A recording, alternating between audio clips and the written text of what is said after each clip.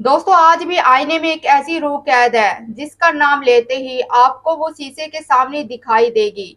जी दोस्तों, हम बात कर रहे हैं एक ऐसे चुड़ैल की जो कि अपनी दुनिया से इंसानों की दुनिया में आती है और जो भी इंसान उसे बुलाता है वो उसके सामने दिखाई देती है। वो सिर्फ उससे मिलने ही नहीं बल्कि उसे अपनी दुनिया में ले जाती है, वो भी उसे बुरी तरह से जख्मी करके उसे मार कर।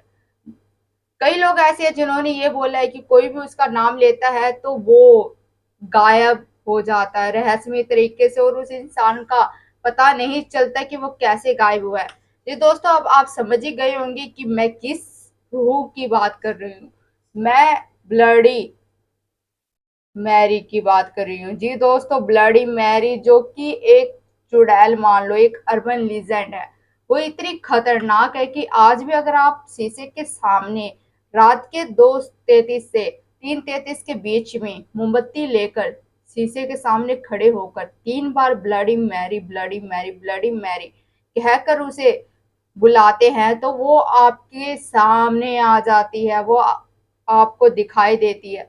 और ये कई लोगों ने इसे चैलेंज दिया है, कई लोगों ने इस गेम को खेला है मोमबत्ती लेकर शीशे के सामने, और फिर हुआ है उनके साथ ऐसी बुरी घटना जिसे आप लोग सोच भी नहीं सकते हैं कि क्या हुआ। आखिर कौन थी ब्लडी मैरी और ब्लडी मैरी क्यों उसका नाम पड़ा। दोस्तों, ये बात है आज से करीब कई साल पहले 1509 की, जहां पर इंग्लैंड के राजा हेनरी किंग एट, जिन्होंने 6 शादियां की थी और उनकी जो पहली पत्नी थी उनसे उनको 2 संतान थी। एक थी एलिजाबेथ और दूसरी थी ब्लडी ट्यूडल। मैरी जब पैदा होती है तो उसके पिता मैरी से बिल्कुल भी खुश नहीं होते हैं। रीजन ये होता है कि मैरी के पिता ये चाहते थे कि उनके राज्य को संभालने वाला उनका एक बेटा हो जो कि उनके राज्य को संभाल सके, उनका उत्तराधिकारी बन सके। पर उनकी पहली बेटी जो थी वो मैरी पैदा हुई थी, तो इसलिए वो बिल्कुल भी खुश नहीं थे और मैरी को बहुत ही बुरा भला बोलते रहते थे। मैरी को एक ऐसा बोल लो कि उसे श्रापित मानते थे, क्योंकि कहीं ना कहीं कोई ऐसा रीजन था जिसके वजह से वो मैरी को श्रापित मानते। वो एक प्रिंसेस होते हुए भी नौकरों वाला सारा काम करती थी और इसी वजह से मैरी के अंदर एक नफरत की भावना पैदा हो जाती है जो कि दूसरों को नुकसान पहुंचाने का था। इसी वजह से जो मैरी थी वो बहुत ही उदास उदास रहती थी, किसी के बीच मतलब बातें नहीं करती थी, अपनी अलोन लाइफ बिताया करती थी। और उसे एक चीज ये भी पसंद था कि वो काफी खूबसूरत थी और शीशे के सामने हमेशा खड़ी होकर अपने आप को घंटों तक निहारती रहती थी, अपने आप को शीशे में देखती रहती। अब इंग्लैंड के राजा की डेथ हो जाती है 1547 में, उनकी डेथ हो जाती है। और फिर जैसे कि मैंने आपको बताया कि मैरी जो थी उनकी पहली बेटी थी, तो इसी वजह से मैरी को इंग्लैंड की रानी बना दिया गया। पर रानी बनने के बाद वो बहुत ही ज्यादा क्रूर हो जाती है, बहुत ही ज्यादा अत्याचारी हो जाती है, सब पर बहुत ही अत्याचार करती है। उस समय दो धर्मों को लेकर विवाद भी चल रहा था, जो कि पहला था कैथलिक और दूसरा था प्रोटेस्टेंट। इन दोनों के बीच लड़ाइयाँ चलती है कि इन दोनों में से कोई एक धर्म अपनाना होगा। जो रानी थी मैरी, उन्हें कैथोलिक धर्म जो था वो सभी लोगों से मनवाना था और उसमें सभी को करवाना था। लेकिन कई लोग ऐसे थे जो कि प्रोटेस्टेंट धर्म को अपनाना चाहते थे और वो इंग्लैंड की रानी मैरी को पसंद नहीं था, इसलिए उन्होंने उनको मरवा दिया। कईयों को तो उन्होंने जिंदा मरवा दिया, कईयों को जिंदा जला दिया। जो भी उनसे विवाद करने की कोशिश करता, उनसे लड़ने की कोशिश करता और कोई भी उनके धर्म को नहीं मानता, उनको जिंदा ही जला देते थे। और इससे पता चलता है कि मैरी बहुत ही ज्यादा क्रूर थी, उसके अंदर कितनी नफरत की भावना थी कि वो लोगों को जिंदा जला देती थी। इस तरह करते करते वहां पर लोगों के मन में जो मैरी के प्रति जो भावना थी, उनके अंदर एक नफरत की भावना पैदा हो गई।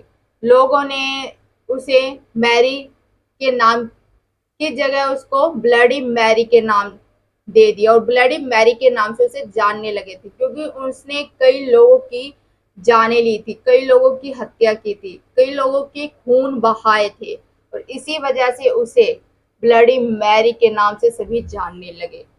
फिर कुछ टाइम बाद मैरी की शादी हो जाती है और वो अपनी शादीशुदा जीवन में बहुत ही ज्यादा खुश होती है। कुछ टाइम बाद बीत जाते हैं और फिर वो जो मैरी थी वो प्रेग्नेंट हो जाती है। पर आश्चर्य वाली बात ये थी कि जब 9th मंथ हो जाते हैं और जब डिलीवरी के लिए मैरी को ले जाया जाता है तो पता चलता है कि मैरी के पेट के अंदर तो कोई भी बच्चा नहीं है। ओझा को बुलाया जाता, ओझा जो थे वो चेक करते हैं तो बताते हैं कि मैरी के पेट के अंदर शैतान है। ये सब सुनने के बाद मैरी बहुत ही ज्यादा उदास हो जाती है, क्योंकि मैरी को बच्चों से बहुत ही ज्यादा मतलब अपने बच्चे से बहुत ज्यादा प्यार था। उसे ये लगा था कि वो प्रेग्नेंट है, पर वो प्रेग्नेंट नहीं थी। ऐसा करते करते 1-2 साल बीत जाते हैं और फिर से जो मैरी थी वो प्रेग्नेंट होती है। पर इस बार भी मैरी के पेट के अंदर कोई बच्चा नहीं था। फिर से चेक कराया गया तो पता चला कि उसके पेट में शैतान था। अब जो आसपास के जो लोग थे, प्रजा थी जो उनकी, वो ऐसा मानने लगी थी कि मैरी जो है वो डायन है, मैरी अपने बच्चों को खा जाती है। उसके पीछे एक और ये रीजन था कि मैरी को वहां के जो लोग थे वो ऐसा बताते थे कि वो काला जादू करती है, काला जादू टोना करती है। मतलब जवान जो लड़कियां होती है उनकी बलि चढ़ाती है खूबसूरत रहने के लिए, लोगों के खून से नहाती है ताकि वो अपने आप को जवान बना सके। लोगों ने उसे कई तरह के नाम दिए, उसे डायन बोला, चुड़ैल बोला और इसी वजह से जो मैरी थी वो ज्यादा डिप्रेस्ड हो जाती है, डिप्रेशन में आ जाती है और फिर आखिर में वो बीमार रहने लगती है। वो इस कदर बीमार हो गई थी कि वो अपने आप को संभाल नहीं पाती है और अपने बच्चे के गम में मैरी की मौत हो जाती है। लोग मानते हैं कि उसकी नफरत भरी रूह जिंदा लोगों से आईने के सामने बदला लेती है, शायद इसलिए क्योंकि वो अपने जीवन में कभी मां नहीं बन पाई थी और वो जवान लड़कियों को अपना टारगेट बनाती है। आज भी अगर कोई लड़की शीशे के सामने खड़ी होकर रात के वक्त 2:33 से 3:33 तक ब्लडी मैरी का नाम, एक मोमबत्ती लेकर 3 बार उसका नाम ले तो ब्लडी मैरी उन्हें दिखाई देती है और लड़कियों को तो वो अपना टारगेट बनाती है और उसे अपने साथ अपनी दुनिया में ले जाती है, यहाँ तक कि उसे वो रहस्यमय तरीके से गायब भी कर देती है। दोस्तों आपको क्या लगता है कि आप भी ब्लडी मैरी का ये चैलेंज करेंगे, शीशे के सामने खड़े होकर 3 बार ब्लडी मैरी का नाम लेकर? तो दोस्तों अगर आप ये चैलेंज करेंगे तो हमें कमेंट में जरूर बताना। तो दोस्तों कैसी लगी आपको आज की स्टोरी ब्लडी मैरी की? अच्छी लगी हो तो लाइक करना, शेयर करना एंड सब्सक्राइब करना दोस्तों।